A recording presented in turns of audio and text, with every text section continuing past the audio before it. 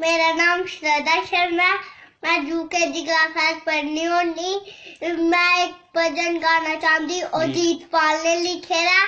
तियां बचाई लो तियां ए दऊं कुला गीता दियां तियां पढ़ाई लो तियां ए तियां लो संसार दियां ए दऊं करे दी रोशनी जगमग करदी तारा जगमग करदी तारा जगमग करदी तारा ए बंदियां माता बहना ए बंदियां नारा ए बंदियां नारा आओ बचाई लो तियां सारे गल्लां करिया प्यार दियां तियां बचाई लो तियां ए दऊं कुला गीता दियां तियां पढ़ाई तियां ए तियां लो संसार दियां ए तो अजकल तियां कुछ भी गल्लां